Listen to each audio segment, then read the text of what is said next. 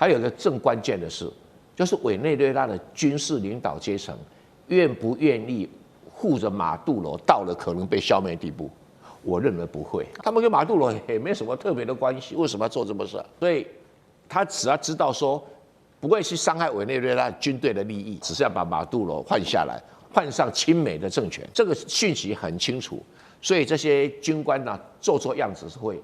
真的会誓死跟美军打？不会，美军也没有要打这些人，所以我们要先区隔开来。所以我不认为这个战争会变成什么全民战争啦、越南战争啦，距离太远。马杜罗在委内瑞拉也没那个行情。美国对于委内瑞拉这一场空战海战即将开打了吗？今天我们特别来做关心。好，赶快来看到火线话题，等一下请来宾帮我们做解答。第一个，川普现在正式的宣布了，这个委内瑞拉的领空啊，全部给关闭掉。另外，他也大幅度的派出了各种的武器，不管是美国的福特号或者是 F-35在周边压境，现在可以说是开战的前奏。正式要开打了吗？这是第一个问题。接下来，另外也会关心到是委内瑞拉，它也不是软柿子，在它的周边部署了5000枚的遏制防空飞弹，再加上俄罗斯的苏30，能够这样子就挡得住美军吗？俄罗斯还会不会再加码武器给委内瑞拉呢？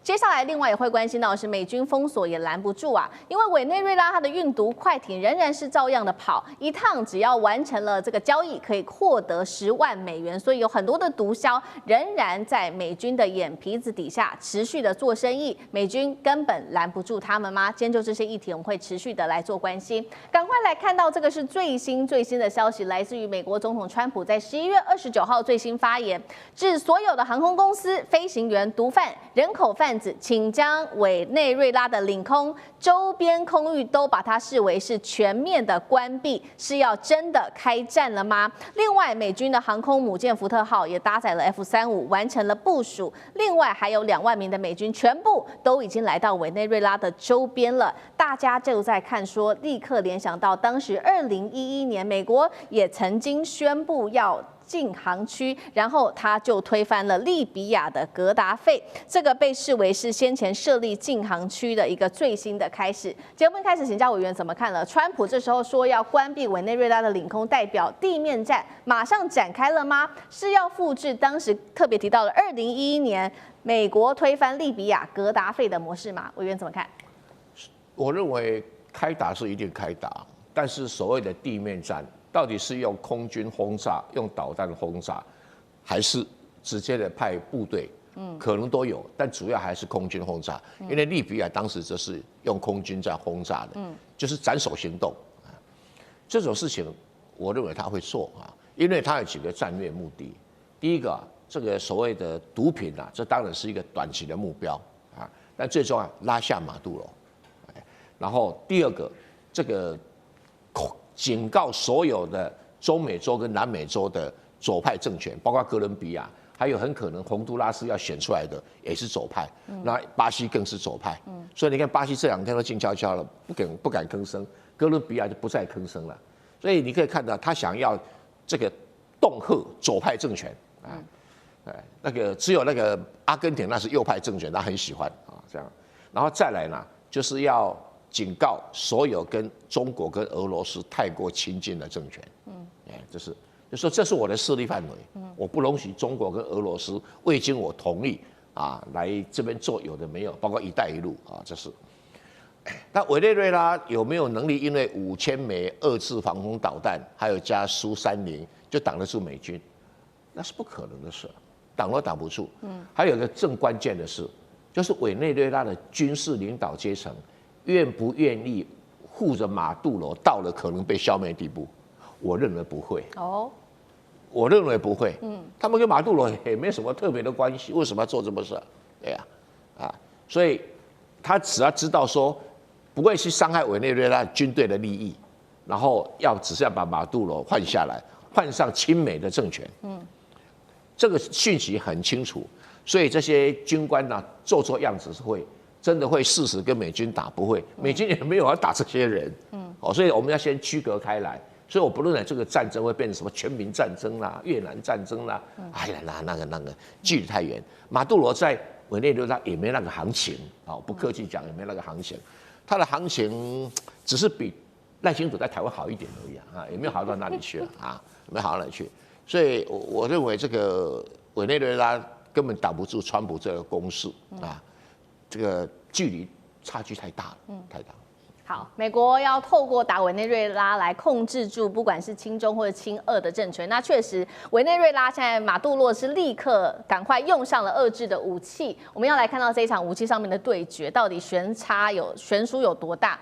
委内瑞拉来看到它部署了超过5000枚的遏制真 S 的防空飞弹，在它的山区跟城镇构成这个多层的防空火网。另外，在空中还有包括了这个真 S， 我们刚刚提到的这款飞弹嘛，射程6000公尺，采的是红外线的导引，主要能够防的就是低空的攻击，被视为对于美军很明确的一个警告讯号了。另外呢，美国还派出了另外就是来自于俄罗斯的战机苏30进驻加勒比海，美军南方侦察的特战行动也经常会在这个地方来出没。那美国更是增派2500名的精锐部队以及海军的装备。虽然说知道他不可能打赢，但是这些遏制武器能够稍微挡住川普发起的进攻吗？俄罗斯有没有可能提供更多的武器给委内瑞拉？舰长怎么看？我们看到啊，现在大家都谈到的就是这个真 S 的这种防空飞弹，这种就是人吸式的防空飞弹，也就是我们看到啊，美国它所使用的刺针防空飞弹的俄罗斯版，那它的拦截的距离呢不远，就是6公里。那但是呢，它有5000枚，这个数量就很可怕了。它如果是分布在全国各地的话，不可怕。可是它如果集中在某几个地区的话，那我们这样讲啊，那以这个战斗机如果遇到这种飞弹的话，实际上来讲，它就是啪啪打这个火焰弹而已。可是火焰弹也会打完的，打完之后就其实反制的方式啊就很有限了。所以我们讲到说，看他如何的战术运用才是最重要的。那至于说苏凯30如果对上的是超级大黄蜂或者是F-35的这一种逆中战机的话，基本上没得交换率的。那因为他们其实是不同世代的一个产品啊。那不同世代的战机其实就几乎等于没有交换率。但是这件事情现在我们看到的啊，其实中间透出很多诡异的部分，因为其实这个川普总统他直接的用他的 Truth Social 里面讲说，关闭领空。其实关闭领空的意义也就等于是现在已经进入了交战状态，而且他的关闭领空并没有这一个安理会的授权，是他自己就这样说了。那但是呢，如果我们看到现在最新的新闻报道，那个也就是路透社根据路透社的报道，不具名的美国官员说，其实他们根本不知道这么一件事啊。然后他们去把这个问题，也就是关闭领空的问题，拿去问这个五角大厦，五角大厦不回应，所以这件事情透露的古怪的部分，也就是川普到底又是晚上睡觉，然后突然一时兴起就关闭了，还是他跟他的国安团队有进行过相关的讨论呢？不过我们之前看过这张图啊，这张图也就是当初宣布了，在2025年，就是今年的10月30号，那到明年的3月31号，他把这一块区域其实实际上是关闭的。那这关闭呢，他说他要做各种的军演。那其实我们上一次在节目看到这张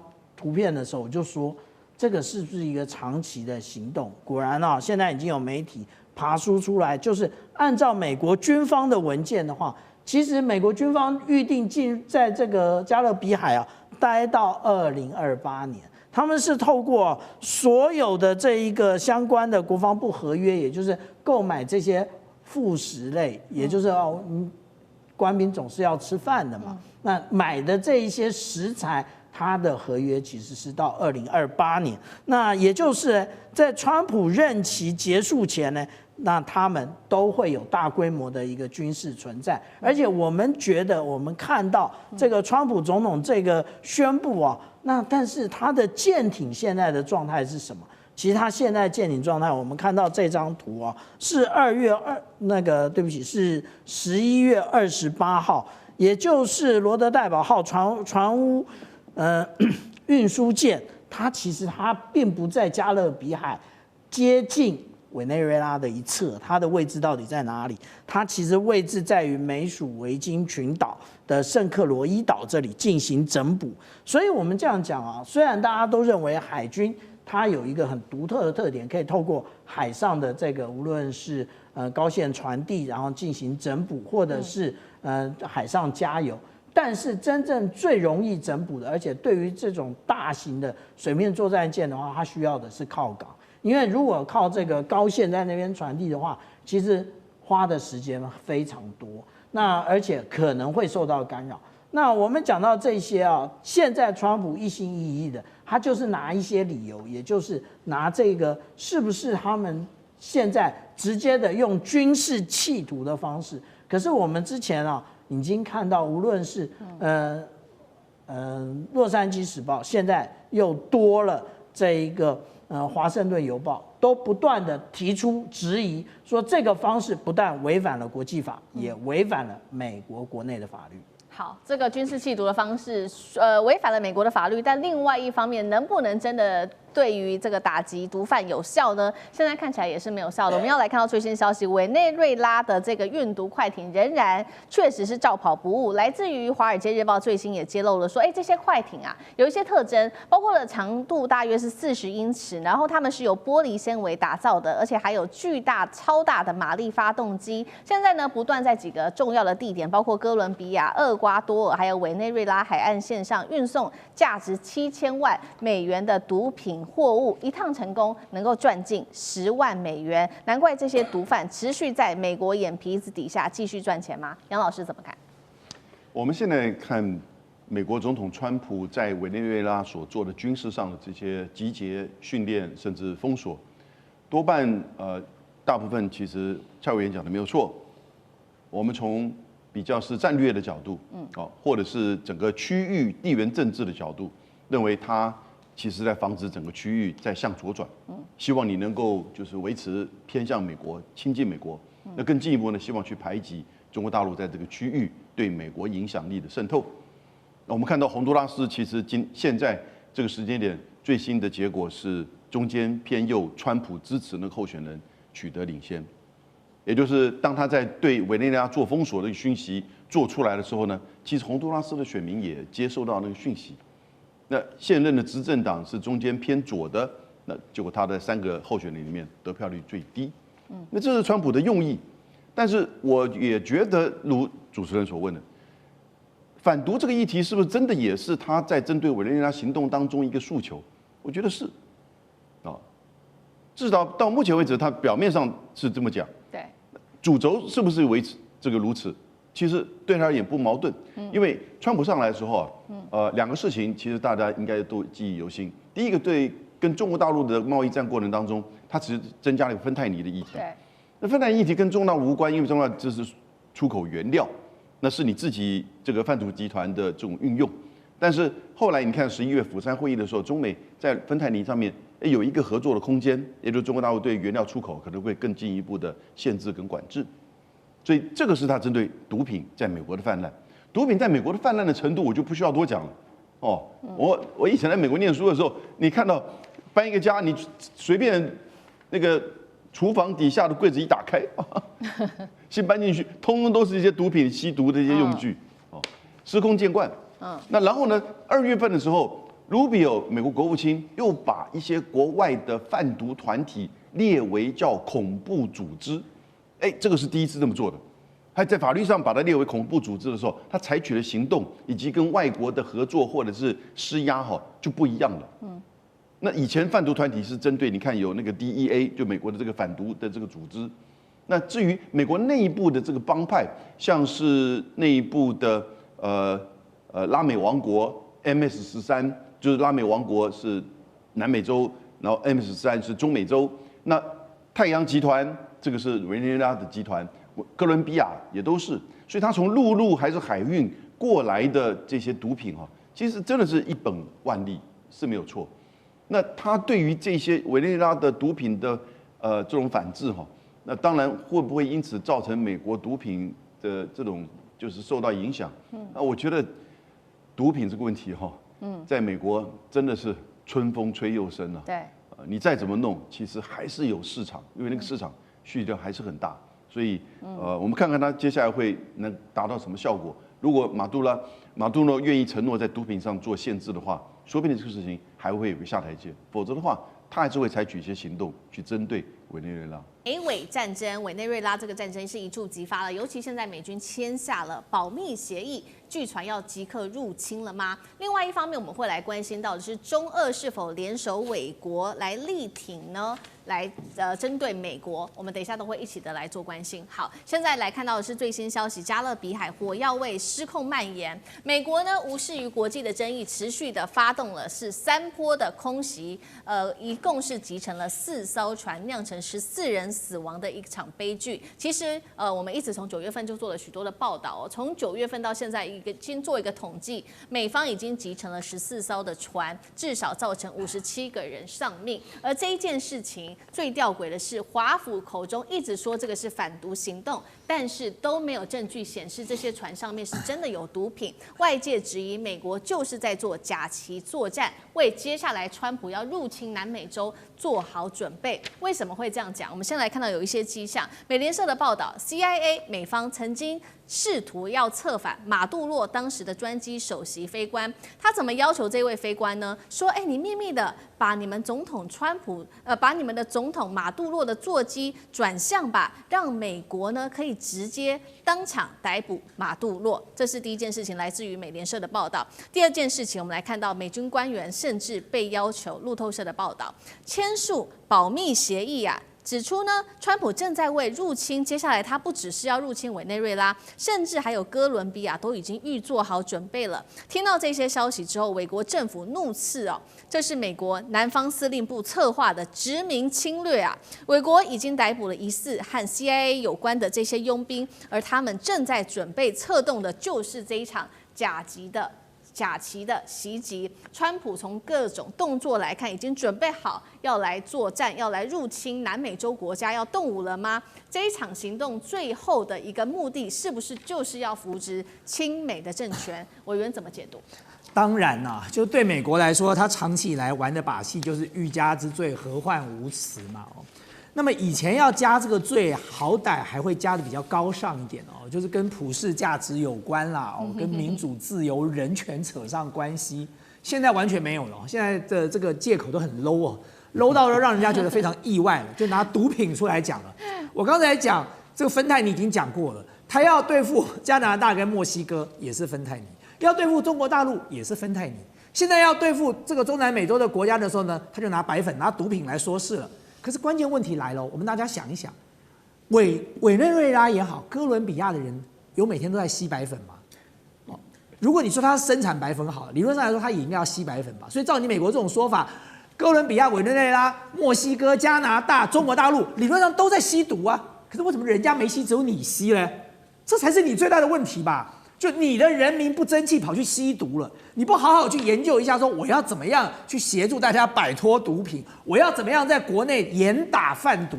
就你现在不是，你是回过头来说，所有我周遭跟这个扯上边的、没扯上边的，我通通都把你一网扫进去了。反正呢，我欲加之罪，你能怎样呢？所以对中南美洲的国家也是如此啊。照川普这种搞法，那你下周就要入侵金三角了吧？那委内瑞拉、哥伦比亚都被你占了，好啦，中南美洲可能没有制造毒品的地方了，那其他地方还有啊？你要打进地球上所有生产毒品的国家吗？所以我觉得这个逻辑简直是奇怪到极点，就自己不检讨自己不在国内做一些预防的措施，反而想尽各种办法用这个理由去把自己的手伸到全世界去了。好，那你说他要做这件事情干嘛呢？当然就是为了肃清他家后院的忠诚度啊。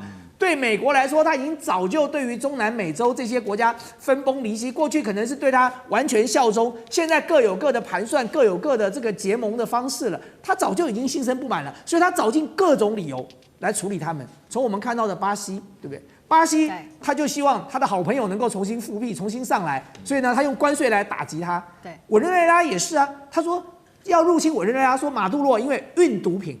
你有听过运毒品这个国家被打的吗？好歹去打那个生产毒品的国家，但他运毒品到底犯了什么错呢？很多国家都运毒品的。那照你这种理由的话，你川普可以把全世界都打完了。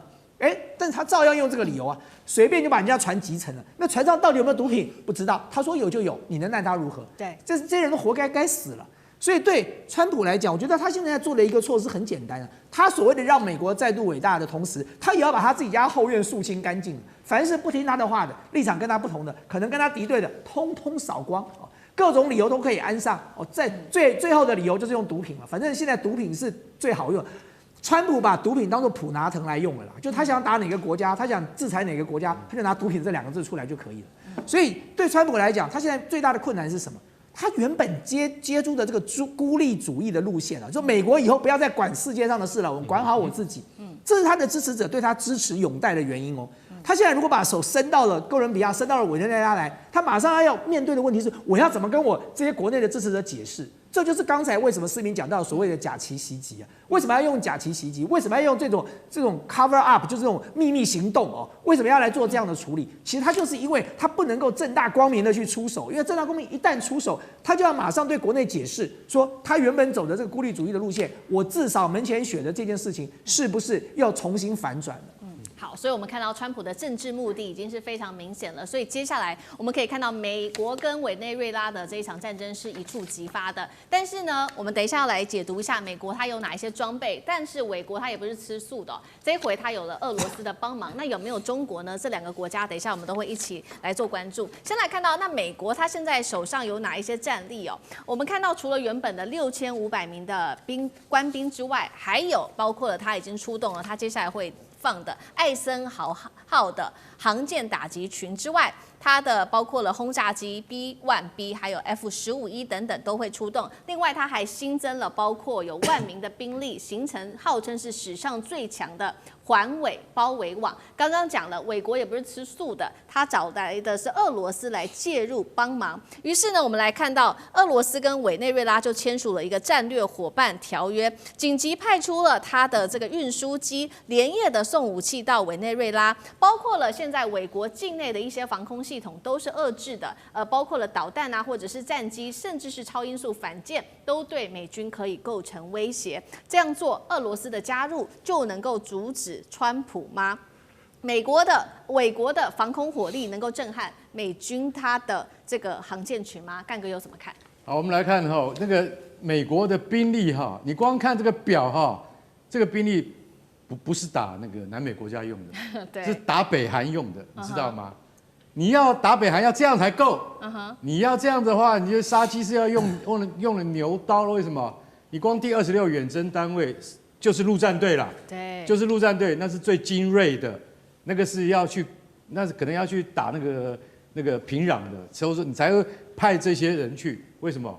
因为他们都是陆战队的精英。然后再看到空军的 F-15E 跟 B-1B 啊 ，B-1B 好久没出来亮相了，我们知道终于可以看到它的样子了，不错不错。但是我可以告诉各位，就是说他出动航空母舰战斗群，我的天哪，你怎么会用到这种东西？这根本严重违反了国际法。OK， 你现在我们第一次我们就认为说，你不能够把毒贩当成什么？当成敌人在打。结果1个多月前你也集成了第一艘啊！你看家属就抱头痛哭啊，毒品在哪里呀？到现在更新的船被集成，家属还是一样。请问毒品在哪里？证据在哪里？美国军方能不能提供？还有川普，你们能不能说出到底证据在哪里？说不出来，说不出来。所以现在有态势有一些变，有些反转。什么？俄罗斯说来，那个委内瑞拉，我们签订了这个战略伙伴同盟同盟之后，这个一流升这个76飞机啊，终于真的是载着很多军火过去了。其实我跟各位讲。委内瑞拉现在要抵抗美国最重要的就是2种武器，一种就是反舰飞弹，另外一种就是防空飞弹。偏偏这2种都是俄罗斯的强项。反舰飞弹给你什么？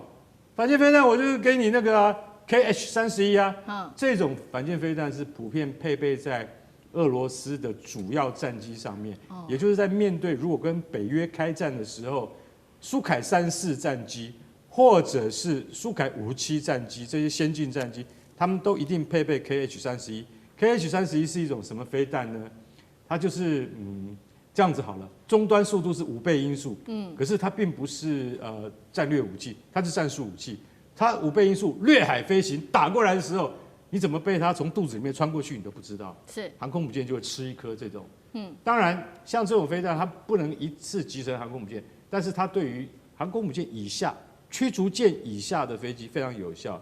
它只要在水线附近穿过的话，这艘船就沉定了。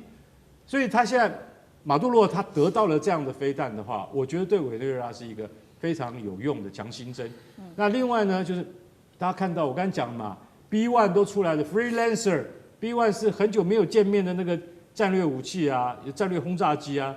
那你要对付它的话，当然马杜罗要收到俄罗斯给他什么 S300，S300是俄罗斯现在次一级最先进的，因为最先进的叫 S400啊 ，S500还没出来。所以现役最先进是 S400，那他现在送给他 S300的话，那我可以告诉各位，美国的指挥官会怕，会怕，因为 S300相当于爱国者2型，也就是说美国自己的爱国者2型，你自己怕不怕？怕，为什么？因为精准度非常好。所以我认为，如果说俄罗斯真的用这个1流升76那个运输机送了这些东西去的话，那美国的前沿指挥官他们要好好思考一下，你的战略要重新部署了。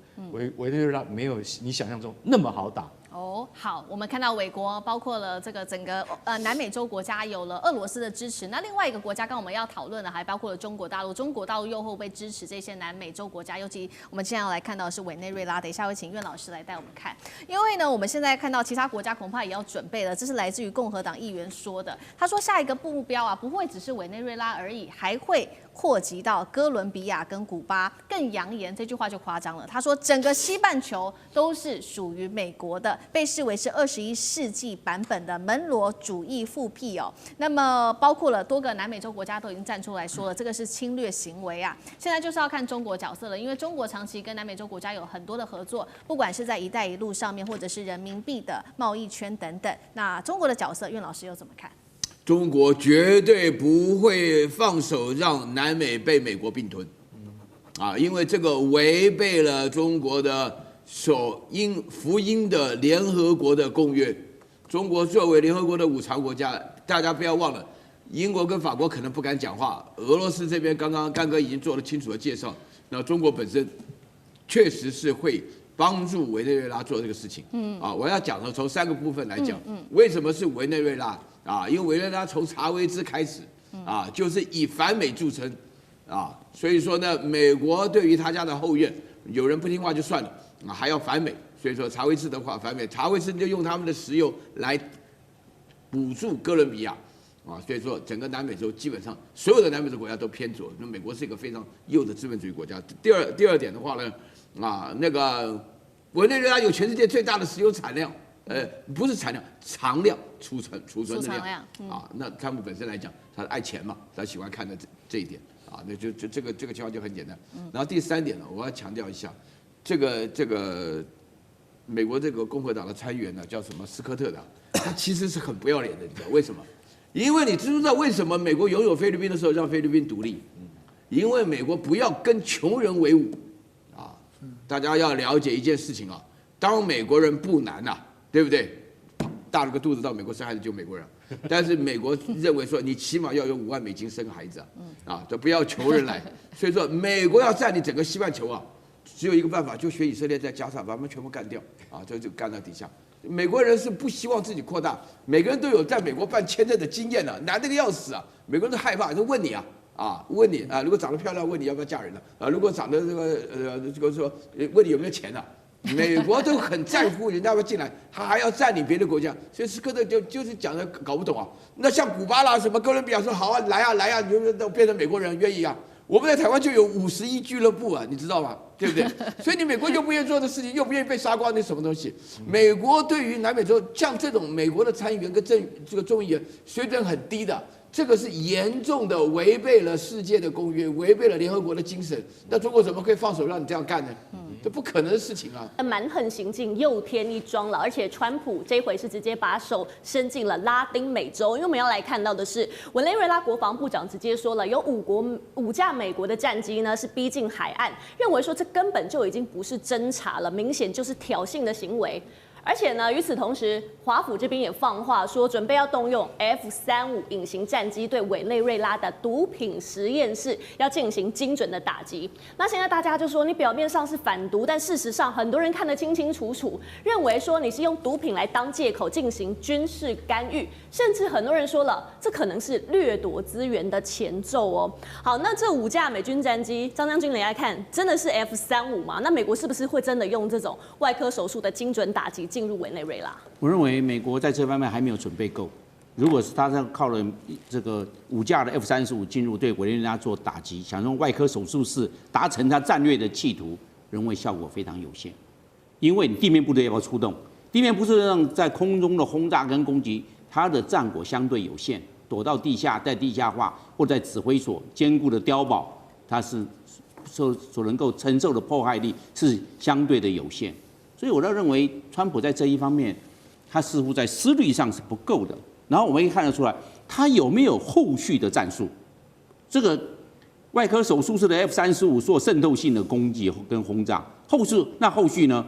后续要不要做？他的目标是什么？他的任务是什么？他想达到什么样的目的？我认为不明确。第二个，他有没有准备大量的后勤？因为大量的后勤呢，不是只打这个3天1个礼拜，那万一是打1个月、2个月、5个月呢？后勤有没有准备好？后勤的补给线有没有拉出来？屯储、战备屯储跟这个我们讲到的这个前进的这个屯储有没有准备好？我认为美国还没有准备好。那这样的话，是不是川普是为了支持他的前任的这个国民大会的这个议长，就是我们讲的委内瑞拉国民大会议长，叫做胡安·瓜伊斗。胡安·瓜伊斗已经过气了嘛，已经2年已经失去权力了，已经到美国的佛罗里达去避难了嘛。他常常扶持他，我认为因为太久了，人走茶凉。那我认为美国会面临3大风险。第一个，合法性不够。他说为了反毒，那哥伦比亚是南美洲最大的毒品这个生产区啊，那你会不会对哥伦比亚动手，反而对委内瑞拉动手呢？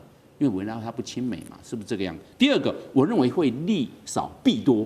因为美国总统川普他想要拿诺贝尔和平奖，结果你对这个委内瑞拉开刀，你还想不想要有你这边，而且由你亲自下令，你还想不想拿诺贝尔和平奖？他一直念之在之，就想要拿诺贝尔，是不是这样子？那你现在选择的利少弊多，那这个是个问题。第三个，我认为这个风险也蛮大的。万一军事行动上面呢，看起来很乐观，万一陷入泥淖怎么办？你就无以自拔。陷入之后，你可以发动战争很轻易，但是有时候要收拾、要结束这场战争还蛮困难的嘞。我认为这是个风险。川普有没有好好做评估？我认为这是个大问题。是，确实。那说到更荒谬的是，川普呢，他用一纸备忘录就把这个贩毒集团定义是这个非法的战斗人员，而且宣布说美国跟其处于非国际性的武装冲突。好，这意味什么呢？意味着美国它可以绕过国会的授权，那随时就来派兵作战。好，这下呢可不是简单的缉毒了，是把这个总统的意志，大家说你直接就是化成了军事行动，把国际法是不是踩在脚下？厉将军，那就您来看。你觉得川普他真正的目的是什么呢？因为大家在讲说，你到底是要打毒枭，还是要借机来干预委内瑞拉的内政？这很明显就是干预委内瑞拉的内政啦。那我们知道，一个国家的武力大概有2个主要的区别，一个是军队那军队很明显是对付外来的敌人，那叫军队。那如果说是这个维护自己国内自己的治安，那叫警察那如果说在警察跟军队中间的灰色的这种这个为非作歹的歹徒来讲的话，其实在中国大陆他们用的叫武警这种层级。那我们台湾来讲的话，譬如说是我们海巡，在海上海巡。那大陆来讲的话，他们也有海警，那是应付海上。那美国也有类似的组织啊，譬如说他们的国民兵或者是说他们的海上防卫队都是维护海上的治安，但是不需要用到军队，因为你用到军队必须要国会同意，而且按照联合国的规章来讲的话，你必须要正式的宣战，你才可以用军队来对付这个敌对的一个国家或团体。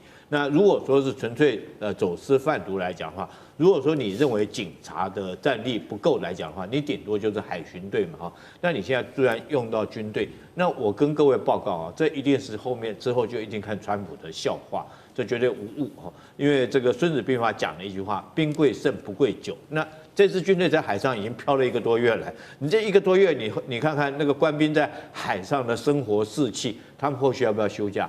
我跟各位报告好，你刚刚这个依林问得很好，他的战略目标是什么？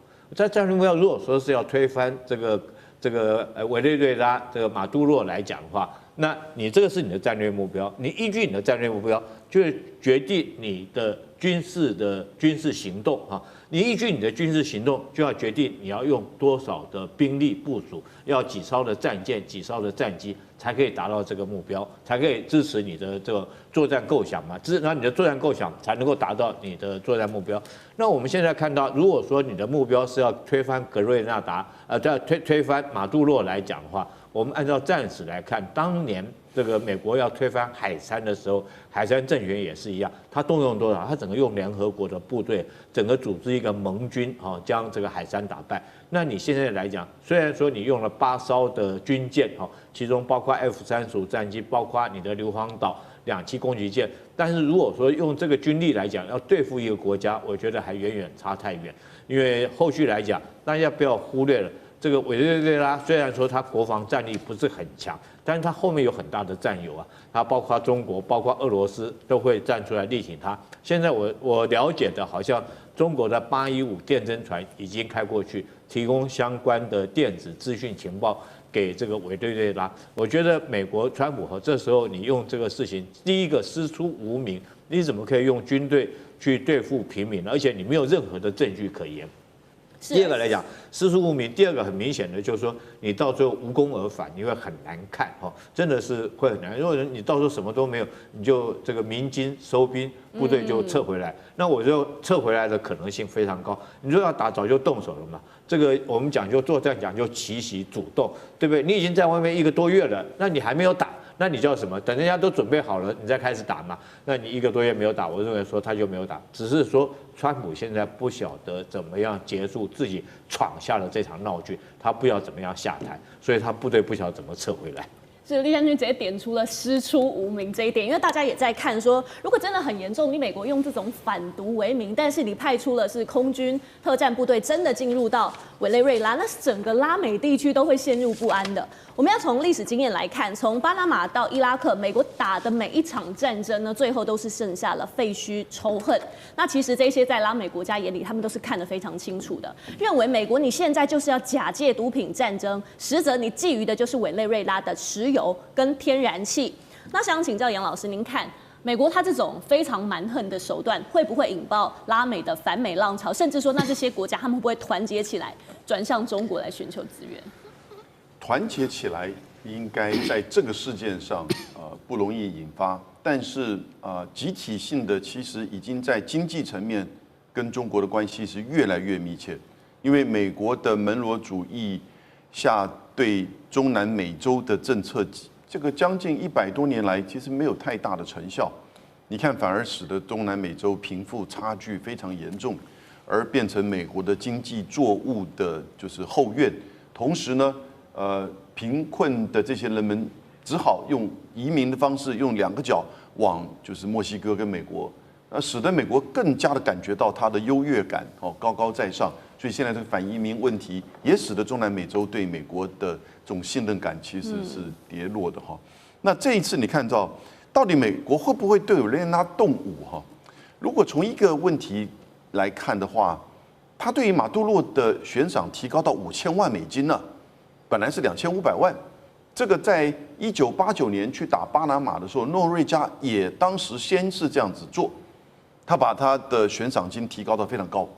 那第二个就是已经就兵临城下了，就在几个小时之前，5架F-35刚刚提到的，已经接近到委内瑞拉自己本身的 ADIZ， 甚至进入到距离海岸只有75公里的地方，这是明显的挑衅。你在别的国家这个不可思议的，所以。那它当然，它只是一个就是说经过，那但是高度维持差不多在18000公尺左右这个高度，所以呢，这样子的一个作为使得委内瑞拉大幅的这个反对。那可是这个动作已经做到地步，你会不会打？哦，可是如果他真的要打，从另外一个角度来看，我现在发觉到在大陆上的一些军迷们就在等啊，因为委内瑞拉他购买了中国大陆制作的反舰飞弹，叫这个应该是叫就是一种特殊的反舰飞弹啊。那它事实上非常有这个功用 ，C802A 也叫做鹰击8那但是呢，另外它也购买了大陆的一些就是坦克跟这个装甲车。所以实际上，如果真的打起来的话，川普这边可能认为，看他要不要听这些将军的专业的这个建议了因为照刚才我们党讲的话，他把这个将军都当做自己的好像自己家族里面的这些家奴一样，企业黑帮，那这会不会听他们的专业意见？你真的打下去，到时候又落亏，又出现问题怎么办？所以他等于是卡在这边，那不断的用一些威慑的这个效应。那可是其他的，我觉得中南美洲国家在这次事件当中，慢慢的跟美国的确会越来越疏远。不过美国在经济跟军事上的确在这个区域还是主导性非常强，而中国大陆只是在经济政策上协助这个区域的经济发展。可是以国际关系互动来讲，他这种这么蛮横的行径，不会引发一些反美的浪潮情绪上来？民间一定会，但是民间也对于他们内部的这种贫困。贫富的差距，然后最近的距离还是往美国去。那现在虽然反移民的措施，使得前往美国的移民减少可是呢，我想还是挡不住大家寻求一个比较好的生活。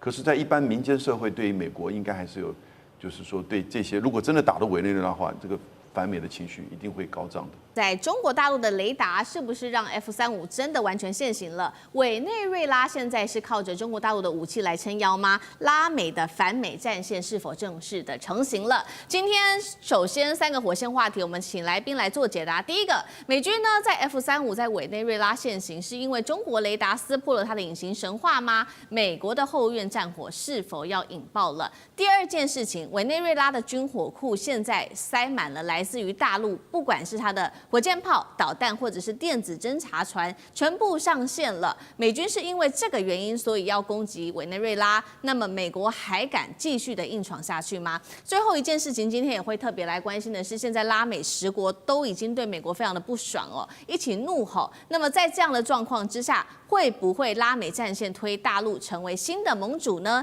今天会一起的来做解读。我们赶快来看到，其实针对了委内瑞拉的攻击，美国从9月份开始有非常多起一共到现在已经有4起了，而最新一起其实就是发生在近日，在委内瑞拉附近的国际水域。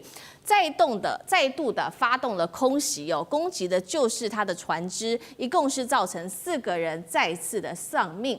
这一回美军出动的战力之大，在加勒比海出现了哪一些战力？8艘的军舰开过来，还有1艘核动力快攻潜艇，超过4500名的军人，还有多架最新型的 F-35的隐形战斗机，全部都开过来了。美国媒体是这样形容的，他说有5大的迹象都已经显示，目前为止，美国跟委内瑞拉爆发战争的可能性正在急剧的升温当中。那么我们看到美军大规模的集结，是真的要准备开战了吗？还是斩首行动式的精准打击背后，难道是在为下一场政权更迭已经开始做铺路准备了吗？委员怎么解读美军的动作？这个动作有几层的意义。第一个，美国不管是搞颜色革命，或者是直接要暗杀马杜罗，事实上过去已经好几次颜色革命失败，然后暗杀马杜罗，报纸上所载的有2次也都失败。所以对于美国来讲他们是觉得委内瑞拉这个钉子拔不掉，是一个所谓的政治上的耻辱。现在川普呢，相信这个枪炮能够解决问题，所以这一次他这么大规模的来，一样的。第一个城市，他要这个去除掉马杜罗；第二个要推翻委内瑞拉的左派政权。因为他的前任总统查韦兹就曾经找了10个国家，都是属于比较左派倾向，起来反对美国搞的那一套贸易区的制度，所以又称作玻利瓦联盟，是这样来的。那委内瑞拉是这个玻利瓦联盟的核心，简单讲就是反美的核心。所以美国啊，是可忍孰不可忍，它的霸权受到了这小国家的挑战，它最后使出流氓手段，直接用暴力来解决问题。所以要推翻整个左派政权，必须要大笔的军力来入侵才有办法。那目前还仅止于在尝试着封锁委内瑞拉海岸线的一个程度，然后扣在委内瑞拉头上说你是一个毒品输出国家啊，所以这些问题一层卡一层。现在美国啦，跟委内瑞拉爆发战争啊，可能性是非常非常高的。但是委内瑞拉作为一个小国家，要挡得住美国派出来的军力，还是蛮困难的。是好，现在看起来两国可能随时会爆发这一场战争哦。那除了是川普在政治上面要做针对委内瑞拉做打压之外，我们要来看到是不是也跟中国大陆在背后帮忙撑腰有关系？所以美国非常的紧张呢，因为我们看到现在委内瑞拉之所以它没有在被孤立，就是因为在它的背后有很多中国大陆的武器系统在背后支援。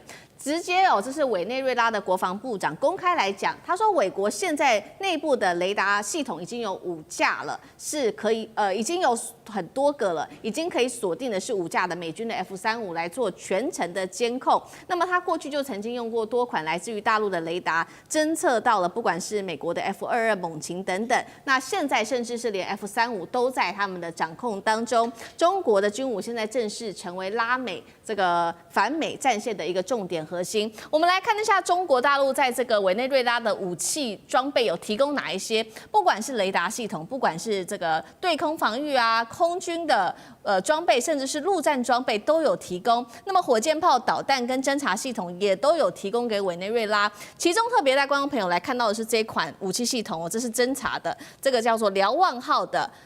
电侦船，它可以徘徊在加勒比海这边，针对美军做一个更严密的监控。这些中国制的武器能够对美军产生威胁吗？刚刚讲的这个瞭望号，它现在驻守在加勒比海这边，能够针对美军的实战化做一个比较严格的观测吗？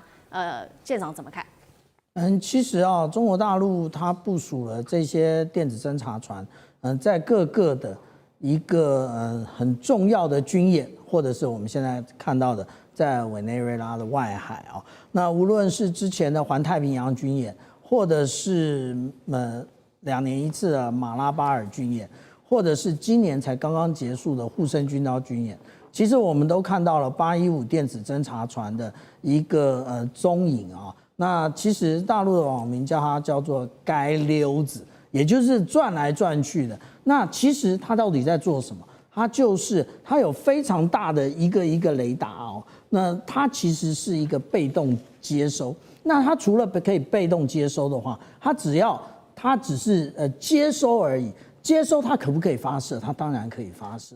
那我们刚刚讲到说，委内瑞拉现在有的这一个JY-27的，就是这一款雷达。这是不是我们刚刚好像看过啊？对，我们刚刚看到的是舰用型的，这是陆用型的，它一样，它是 VHF 频段的。那也就是这个频段，甚至或者是更频率更低的，然后它的波长更高的这个 HF 频段，才能够接收这个逆中战机啊。那当然，大家会认为啊，那之前我们看到在2019年的时候，部署在叙利亚的这一型雷达就被攻击了。可是大家不要忘了啊，它这个我们看起来都是这种钢制的装备而已。其实它这一个替代性很高，最重要的是它把讯号输出了，就可以掌握目标。那其实我们从刚刚到现在，我们讲到最重要的一件事啊，也就是我怎么样获得这一些逆中战机。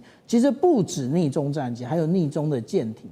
那例如说，我们刚刚看到那个很丑的那个伯克级驱逐舰，其实伯克级驱逐舰本身它也有逆中的设计。那其实我之前发表一篇论文啊，讲到说美军他真正想做的是什么？他真正想做的就是侦察威慑。这个侦察威慑呢，也就是他透过实际的监视与侦察，收集越多的情报资料与资讯，越可能让这一些对手国家其实他怕资讯通通外泄啊，所以呢，他反而会越内敛。这个是以往美国对抵近侦察到中国大陆沿海做的事，但是我们现在在哪看到？我们现在竟然在南美看到了中国大陆，它使用这个瞭望号。瞭望号其实它原来的目的不是来作为这815电子侦察船的，它最主要的目的是跟太空交联的。因为其实我们看到中国大陆它在太空中的建设也非常多，那其实它要掌握卫星，它要掌握中间的一个中继的讯号，其实靠的是以前的远望号。远望号它不是只有一艘船，它有1号、2号、3号、4号、5号，那它的数量非常多。那新一代的就是这个瞭望号，那只是它在那个位置正好接收啊，所以美国现在觉得芒刺在背，真正的原因就在这里。好，这背后有中国大陆的武器在做相挺哦。那另外一方面，在政治上，我们也来做一下解读，因为现在拉美10国对于美国各种行为已经感到非常非常的不满意了，所以呢，现在集体发声，10个国家，这个是玻利瓦联盟一起发声，谴责美国的挑衅的行为。哥伦比亚也已经倒戈签署了一带一路等等哦。那会不会让大陆变成摇身一变，在拉美这边成为新的霸主呢？杨老师怎么看？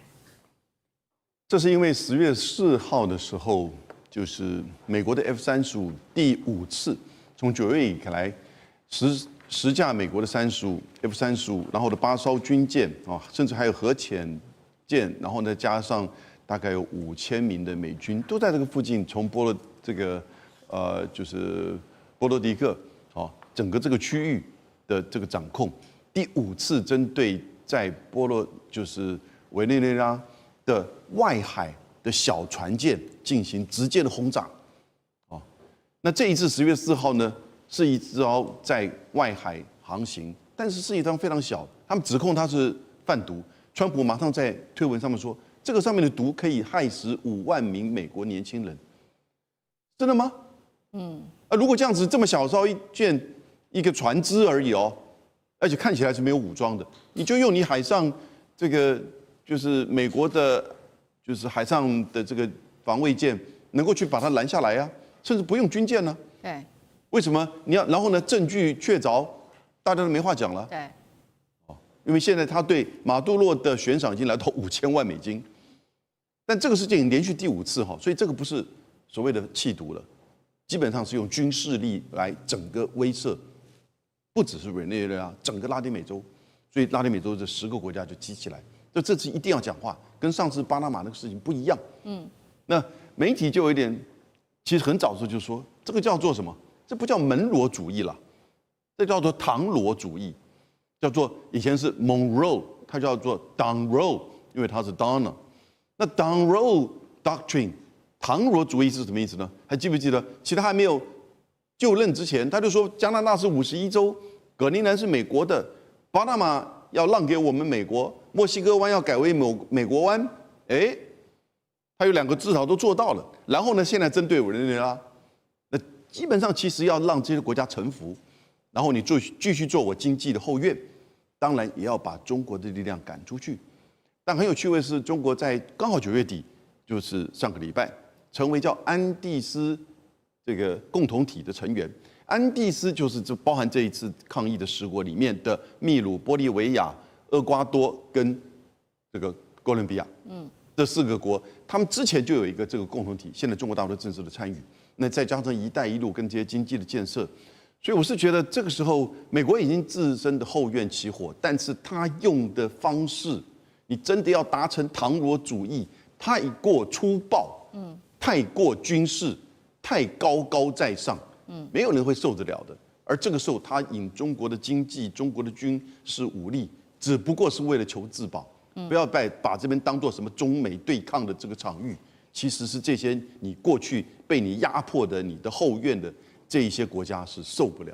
现在这个因为北京的一带一路持续的在多个地方不断的扩张，等一下我们要关心到，不管是南美洲国家，或者是在阿富汗、中东地区，美国现在可紧张了。接下来他祭出了许多的反制动作，中美之争，尤其是海陆权的这个之争，等一下我们会一起的来做关心，谁胜谁赢呢？赶快来关心到的是，因为川普这一回说他要出兵，不管是阿富汗或者是委内瑞拉，都是剑指大陆，挡不住这个北京“一带一路”的攻城略地吗？等一下都会一起来看。先来看今天的3个火线话题。今天会来关心的是，川普说了，他要夺下巴格兰基地，这是位在阿富汗这边的，冲着就是中国的核武，还是觊觎阿富汗当地拥有非常丰富的黄金跟稀土呢？所以他是冲着安全保障，还是背后的这一些稀土的利益呢？等一下都会一起来做关心。第二个事情是，美军在加勒比海这边卫宣之战哦，这个是针对于巴勒比海，包括了这个委内瑞拉国家。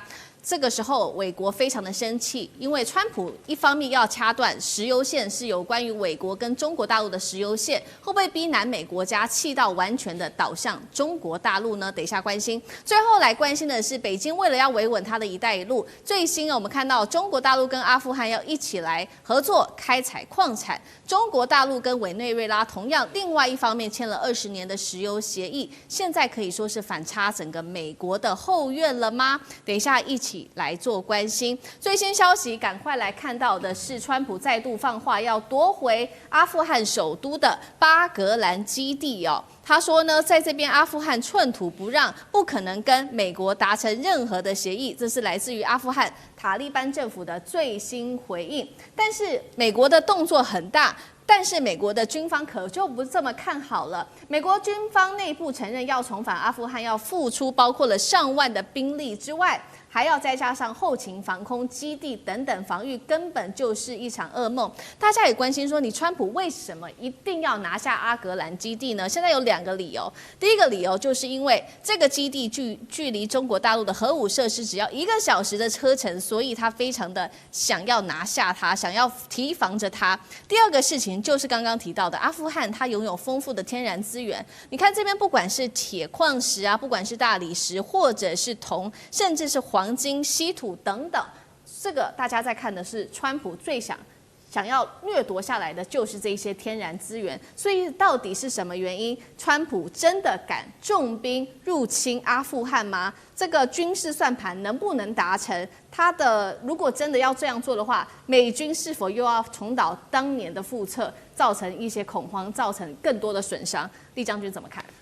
其实我们都知道，阿富汗号称是帝国的坟场，就代表说每一个帝国，它若有军事实力，它想要控制中东来讲的话，它就必须要控制阿富汗，然后控制阿富汗可以控制中东，可以控制中东以后，就可以控制向东来讲可以控制亚洲，向西边来讲的话就可以到达欧洲，向北来讲俄罗斯，它等于是位于欧亚板块的中央位置。所以历来的帝国都想要争夺占有这块地方，但是很遗憾的所有帝国都在这个地方这个铩羽而归包括从开始的英国，然后苏联因为入侵这边，最后结果闹得他自己苏联解体美国打阿富汗大概在前年2022年才狼狈的这个打了20年攻克不下来，才狼狈的从这边撤军走。那阿富汗有多重要呢？各位看一下地图就知道，如果控制了阿富汗来讲的话，它可以像这个西边来讲的话，就可以直接威胁伊朗。所以美国来讲，它如果有这个机场来讲的话，它就可以直接这个威胁伊朗这个国家。那向东来讲的话，就像是我们这边这个看板上面讲的，它距离中国的核武发展基地新疆的罗布泊，大概飞机只有1个钟头的这个飞机的航程就可以到。那甘肃玉门是中国的这种核弹发射基地，在这个地方，所以它也要向东来讲，1个钟头飞机就可以轰炸机就可以轰炸这边。那这个巴格兰的空军基地，光这个跑道就3600公尺那么长。那时候是美军在这边这个打这个伊斯兰国恐怖组织的时候所盖的这个机场然后可以供各型的轰炸机，包括现在最先进的 P2 轰炸机，包括 B52轰炸机，也可以供各型的加油机、预警机，在这边确实是一个可以控制中东很好一个基地，甚至于它可以威胁到俄罗斯如果向北来讲就是中亚嘛，这个我们讲的这这个土库曼哈，这个吉尔吉斯这些国家，然后再向北就是哈萨克哈，可以威胁到这个俄罗斯，所以说非常非常重要。那南边来讲的话，它甚至于可以，如果说兵力投射来讲的话，可以到这个阿拉伯海，也就是波斯湾哈，可以跟波斯湾它的巴林或者是这个我们讲的这个卡达哈，这个美军的空军基地连成一气，相互的支援。所以这个基地对美国来讲确实是非常重要，但是你如果说它能够再重新占有这个地方，我觉得根本就是不可能的事情，因为你等于就是美国的飞地嘛，你没有任何保护措施，当初你就是因为守不住，你才仓皇的撤退，那你现在怎么可能再撤退？但是反观回来，我认为这是美国哈，这个川普会有这种念头，不是说是很单纯，他一厢情愿的想说是按照他世界的版图哈。他这边又要格陵兰这个岛啊，又要巴拿马运河，又要这个，我觉得他是看到中国已经在这边，这个旗子已经下了，已经在这边插旗成功了，所以他非常的着急。那中国当然不是靠着军事能力进入到阿富汗，他是靠着经济能力哈协助阿富汗。他已经跟塔利班那时候，其实去年5月份的时候，这个塔利班已经到北京哈跟王毅已经见了面，那时候还拍了一张照片。那大家记不记得，其实在上个月的时候。这个王毅到印度访问之后，下一站就是到阿富汗，所以你知道阿富汗对于中国、对于美国、对于俄罗斯都非常的重要。那中国是采取这种方式，我们看到是跟你建立这种友谊和建立交情、扩大朋友圈的方法，然后协助你的开发。譬如中国用它的基建能力哈，用它的这种经济能力帮助你开发你的这种既有的这些矿产，来改善你民生的生活，因为。毕竟来讲，阿富汗现在民生确实是很苦了哈。这个老百姓，这个因为这个常年这个都是在征战的状况之下，生活是很苦。但是它有很好的矿产，尤其是现在来讲的话，它也有这种稀土的矿产。那如果中国愿意协助它开发这种稀土矿产，我觉得可能可以达到双赢。就中国来讲有提炼的技术，那阿富汗也可以卖出这个提炼出来的稀土，可以改善它的民生。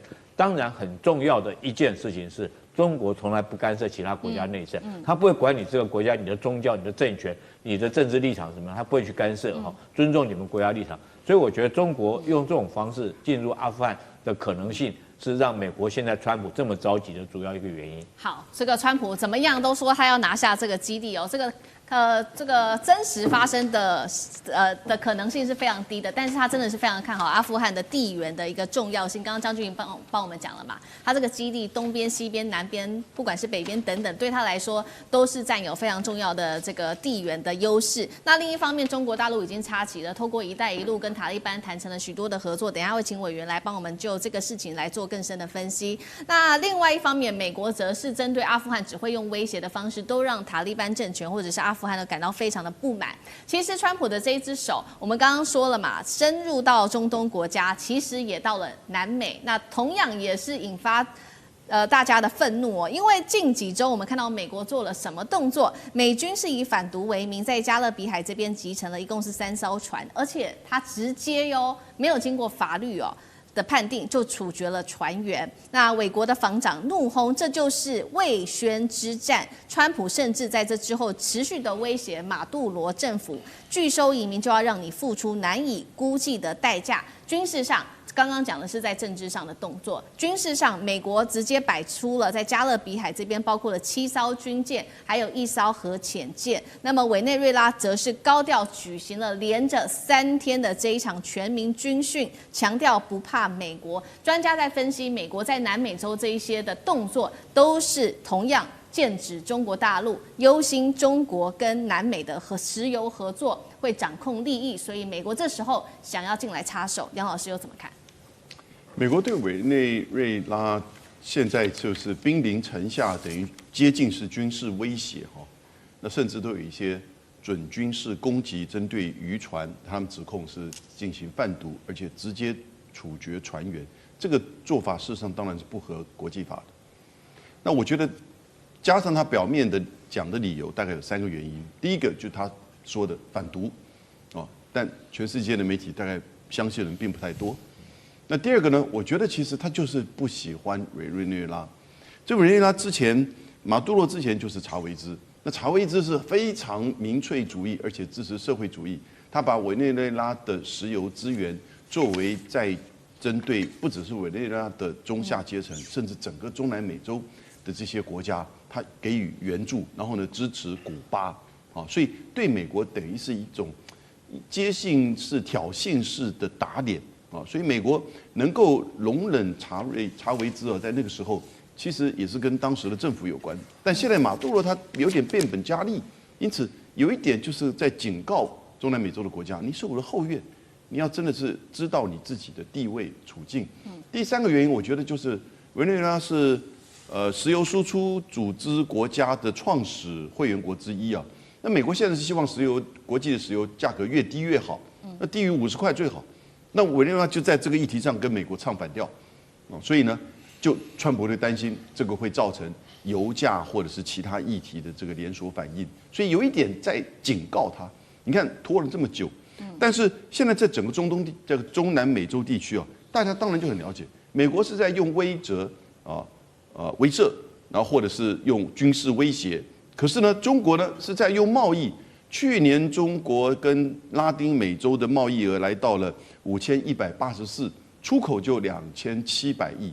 今年上半年呢，已经1到6月已经来到1400亿的出口，所以已经超越去年的1到6月的这个同比。那通常我们讲贸易到了第4季一定会再增加，尤其前6个月的川普的关税很不确定性，所以呢，我觉得今年的中国跟拉美的这个贸易一定会增加。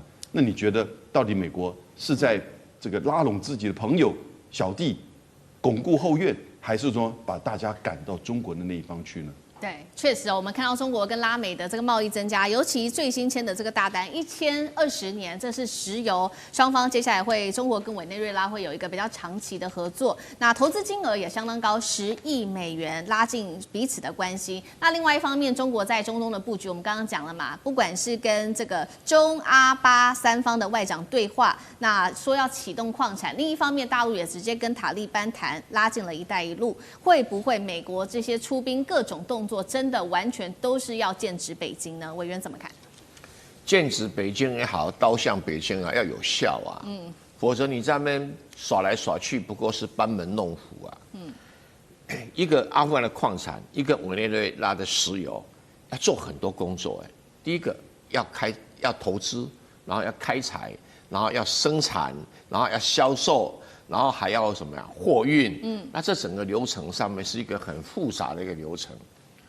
你美国本来以前想说我控制采矿，人家现在左派不理你，然后你现在用同样的方式要去阿富汗学英国帝国主义者到中国来当内强，是不是？这什么时代啦？这个美国现在也许还可以猖狂，但是他如果真的要去控制塔利班阿富汗的这些所谓军事基地哦，他会发现到奇怪，阿富汗的士兵啊，以前不是拿2式武器吗？怎么一下子变成中国式武器？那他可就好看多了啦哦。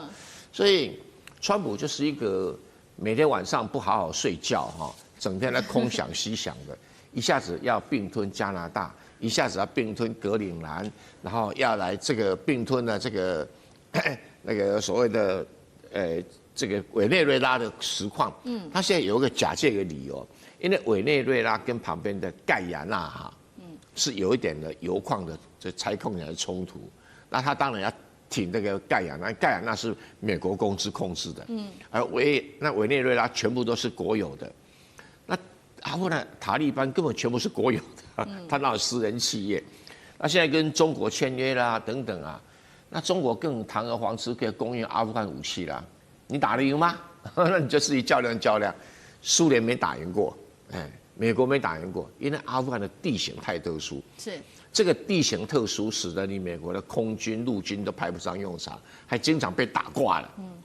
他最有名的什么海豹、什么6队啊，什么东西，就在那边被打垮了。而且还死伤成疾。那你有什么别的办法？没有别的办法，空军也没用，海军离得更远。那你只剩下特种部队，特种部队是一个轻装部队，刚好阿富汗也是轻装部队，他就是吃定你啦。那这个是苏联的痛，也是美国的痛。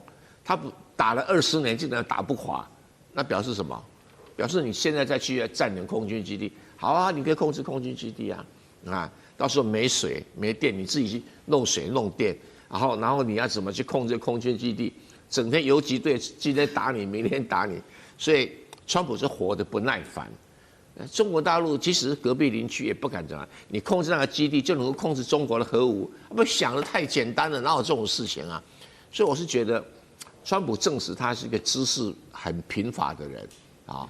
那他的贫乏只限于炒他的房地产，其他真的是一点用处都没有。你摊开来，他现在哪一点赢啊？关税搞了半天，他现在哪一点赢啊？那你说委内瑞拉，好啊，你赶快出兵委内打打看啊，对不对哦？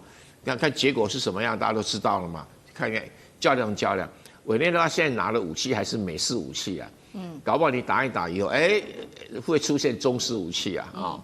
所以我是觉得这位川普先生我看时日不多了，这样玩法时日不多了。他到处放火啊，他全世界没有朋友啊，他到处拿东西威胁人啊，他以为这样可以建立美国帝国，我觉得痴人说梦啊！今天这个大动作，川普在加勒比海这边击沉了来自于委内瑞拉的船，当场11人当场丧命哦。当然了，美国的总统非常的气愤，马杜诺现在怒呛说我要成立武装共和国。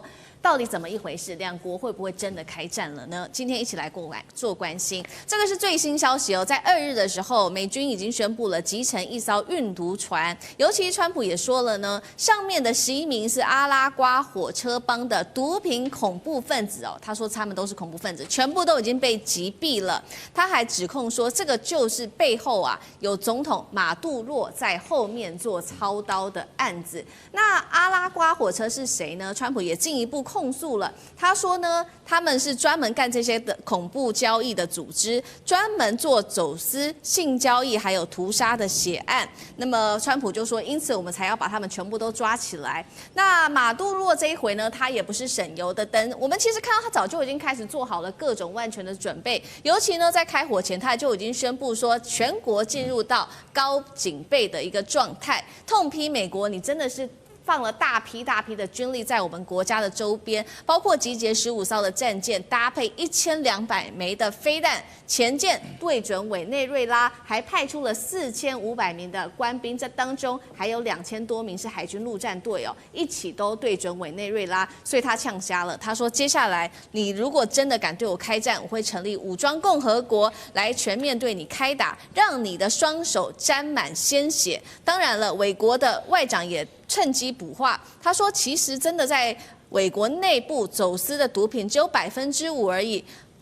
川普根本就是夸大，找借口想要进入战争，所以找了一个理由吧。邱老师怎么看？如果真的打了起来，到底谁会输呢？大家马杜洛说了嘛，我要组织这个叫做武装共和国，这是真的有这样的实力，或者是只是虚张声势吗？老师怎么看？他真的有实力，就不会喊要武装共和国，真的非常明显了。第一个就是，但无论如何，我们先看这整个事件的起因。当然就川普来说，川普的第一任期其实就有一些共和党里面的保守鹰派想要对委内瑞拉下手。那大家如果还有印象的话，之前的委内瑞拉的内政，那时候美国还承认那个马杜洛的竞争对手。那事实上，委内瑞拉一直是美国想要介入，但是受限于某些特别的情况，并不是美国没有这个能力，美国只是怕吃相不好看而已。但是最近这个情况就刚好，毒品的问题是川普非常重视的问题。那虽然委内瑞拉外长讲说只有5%也很多你1%都不行，还5%。那其实美国如果真的要派兵去处理委内瑞拉的问题，我认为很有可能，而且这个可能性正在快速的增加。对，那美国的可能性其实跟马杜洛本身的回应是有关系。马杜洛你越强烈，那你的回应越激烈，在现在这个阶段，川普是不可能示弱的，因为川普非常清楚，美国人民不喜欢一个懦弱或者是弱者总统。他会被逼着，川普比较逼着用一个快速、小规模，然后很有效的方式处理掉马杜罗。但是不一定会是美军要控制委内瑞拉，因为委内瑞拉本身就很多人想要取代马杜罗。事实上，现在其实最危险是马杜罗以及马杜罗的政治盟友，委内瑞拉内部的政治盟友。所以我认为，就是在现在这个情况，除非委内瑞拉能够拜托其他的大国帮他出主意，或者是在私底下协调，不然这个情况会越来越糟糕。真的要反击，其实是有它的困难度的。那干哥又怎么看？因为现在川普已经下令了嘛，一切都是他虽然是没有走法律的程序，但是他还是持续要往委内瑞拉这边来做攻击。那到底他说他要抓的这个阿拉瓜火车又是谁？他是找理由抓吗？还是他们真的是什么很厉害的黑帮分子？如果说要讲到阿拉瓜火车，那是真的很厉害，好不好？是阿拉瓜火车是在哪里？是在阿拉瓜州的一个州立监狱，它就叫阿拉瓜监狱啊。那他们为什么变成火车呢？因为他的老大叫格雷罗，格雷罗已经我跟你讲，他进出这个监狱3次，他跑掉又被抓回来，到最后他就干脆把警卫通通赶走了。为什么？因为连这个狱卒也管不了他们，然后这个狱友们他们自己身上还可以带着枪走来走去的。那这格雷罗开始在狱中干嘛？你知道，建游泳池、开夜店，然后还开始收费。啊，这监狱已经到这个地步，你知道为什么吗？这个地方只能够容750人，到现在已经关了7000人了，它变一个社区，你知道啊？所以说，甚至你可以带家人进来，然后度个周末，然后再回去，然后反正那个不叫监狱了，那已经叫做非常成熟的一个犯人之间的聚会所，等于是一个会所一样。在这种情况之下，为什么马杜罗你不管？你为什么没有？你连一个监狱你都管不了？所以在这样的情况之下，川普就下令美国海军打掉这一艘这个运毒船能够确定，其实美国海岸防卫队都能够确定这就是运毒船，这不用担心就是说打错人了，而且你要有很多人在这个网络上面说这大炮打小鸟嘛，我们一艘运毒船那等于是一艘快艇而已，结果你用什么？你用地狱火飞弹去打它，这地狱火飞弹1枚30万美金去打那个。当然了，他们船上的毒品可能也不止30万美金，但不能这样类比，你知道我的意思吗？你怎么用海军去打他呢？你应该是用海岸防卫队把他拦下来，不是他就一枪把你打死，有点像我们想象到，就是说几年前他这个狙杀伊朗革命卫队的那个指挥官苏莱曼尼，也是用那个地狱火飞弹两者，但是。人家是毒贩呐，人家不是军人，你怎么会用这个打平民的方式去打他？而且他的意思是告诉你说，我不跟你啰嗦太多了，我今天就是用飞弹对付你啊！我现在把你当成准军事的这个对手，所以用军事的力量来对付你，我觉得这是不太对的。因为川普，你可以展现你的决心，可是11条人命没有经过审判，就这样一枪打掉一颗飞弹就打掉了。我觉得是有点违反国际公约。一方面是用军人，那另外一方面还绕过了国际的法律程序。那马老师又怎么看？这是硬找理由开战吗？还是这背后有其他原因？ OK， 其实今年4月，川普有一个行政命令，就是加大反毒的力道，所以他会去反毒，我觉得并不意外啦。然后过去委内瑞拉跟美国是有双边共打协议的，就是他在查韦斯之前。 没有闹翻之前，美国的这个缉毒局是直接派人在委内瑞拉，然后在海上他们可以共同执法，这个过去依法有据。可是，在查韦斯之后，因为两边闹翻了，2015年美国把这个新的这个马杜罗政权把它定义成一个毒枭政权。那从那一刻起，马杜罗怎么会觉得跟美国的关系很好？所以决裂。那事实上，我相信马杜罗应该也是个毒枭政权，他实际上跟这个贩毒的关系是密切的。那这个情况之下，美国政府没有办法透过政府的管道去管理，那他只好透过他的海军跟他的海岸防卫队。事实上，美国有个国内法叫做麻醉药品的这个海上走私的拦截法，所以其实美国还是依照他的法律在加勒比海这边执法，他也不是乱来。但是我想这个可能双边有一些政治矛盾，所以导致了就是美国最后会用开火的方式去处理这个问题，这样。但是为什么最终这个美国一定要拿下马杜罗？现在这边背后也有专家在做分析，这背后是不是有一些是天然资源的掠夺，还有地缘跟霸权等等？我们先来看到几个重点了，包括川普为什么这么看好当地，因为这边的能源资源是全球最大的石油储量，那所以美国想要抢下这个霸权，政治目标他也希望呢推翻马杜罗，然后安插他的亲美政权。再来是战略地位，美国是南美的大门，所以希望能够锁住整个后院。移民问题是不是未来把一些海外的移民监狱也放在这边，可以减轻美国本土的压力呢？最后是美国在地缘政治上想要独霸西半球，真实目的吴老师又怎么看？你列这张表很精彩，但我不晓得观众朋友们会不会看到第一项觉得有点奇怪？哇，全球最大石油储量，因为我们好像从小听到都是中东石油比较多，阿拉伯是油国，其实大家都不知道。我在前几年没有好好念书之前也不晓得，委内瑞拉是全世界石油探明储量最多，3000亿桶。